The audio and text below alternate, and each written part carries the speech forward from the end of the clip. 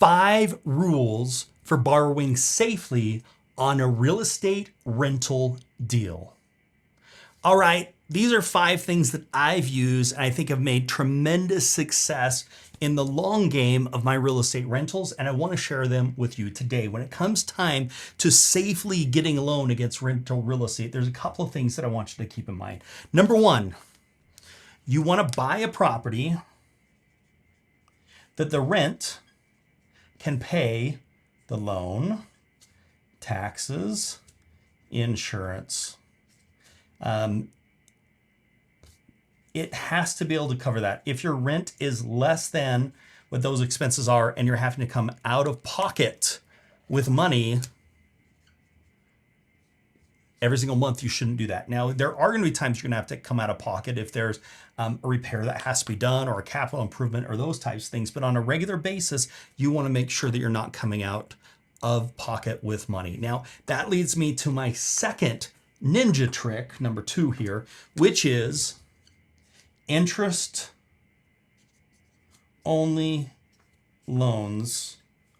You can actually get a loan that for 5 years or 10 years, you're paying interest only payments. Now you're going to say, well, how am I ever going to pay this off, Ryan? I'll show you here in just a minute.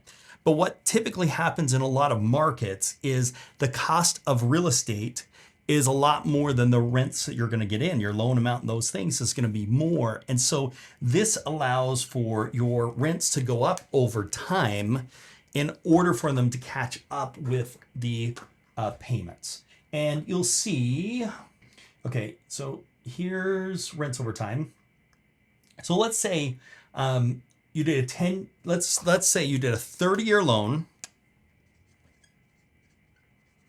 with a 10-year interest only. Okay, so that means I'm locking in the payments. I'm locking in the interest rate. So 2021, let's just come here to 2011. So rents here in 2011 were, I call it 700. Now rents are almost 1,200. So I've seen a massive increase in rents. So I can tie down the interest rate, tie down the property, give a chance for rents to increase before I start paying down on the principal. That is hugely advantageous, but there's an important secret with this, which is number 3. You must get a fixed interest rate.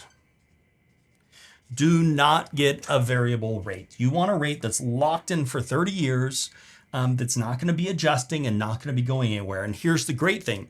If rates go down, you can refinance and get a lower 30-year fixed rate. But a lot of people get into these ARMs or get into these types of loans where the payment's going to be changing based upon the market. That is not what you want. And this interest only is at a fixed interest rate.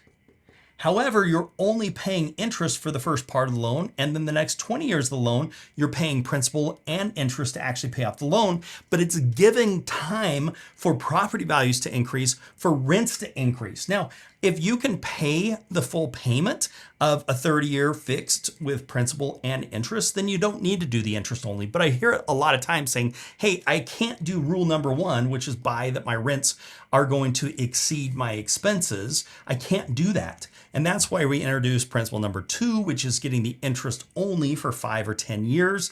Now, then we go to number 3, which is you have to use a fixed interest rate.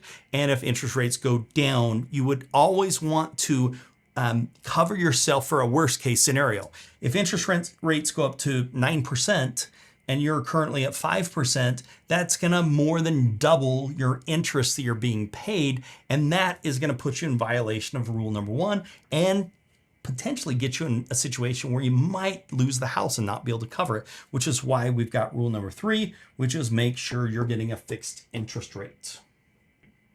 Number 4. Rule number 4, we're going to talk about here, borrow the longest term possible. So if you have a lender that's willing to do a 40-year term, take a 40-year term, but you want to make sure that it's always a fixed rate Interest only is fine. It's not a requirement, but it can be very advantageous. One of the great things with the interest only is you're going to have extra money, and you can take that extra money to help fund for repairs or things that need to happen, or take that extra money and put it towards a different property.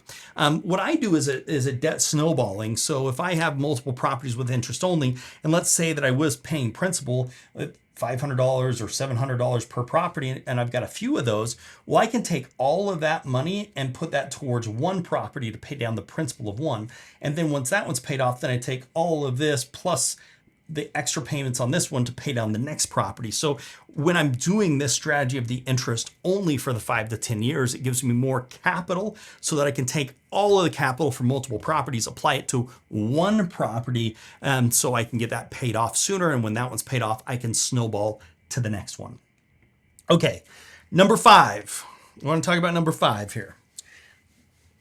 Principle number 5 is buy properties that are relatively easy to manage and relatively easy to sell. For me, that's single family houses. Single family houses under the FHA limit. So every single county has an FHA limit. That is the Federal Housing Administration, and that's the maximum amount the Federal Housing Administration will guarantee a loan for a lender. You can look it up.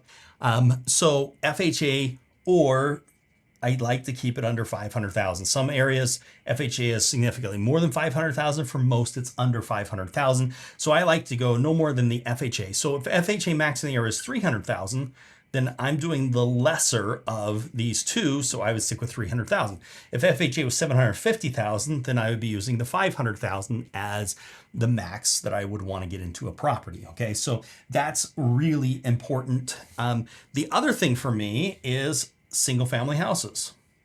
I have found that single family houses are easy to sell, easier to manage, and have less turnover than duplex, threeplex, and fourplexes. And I've had all these.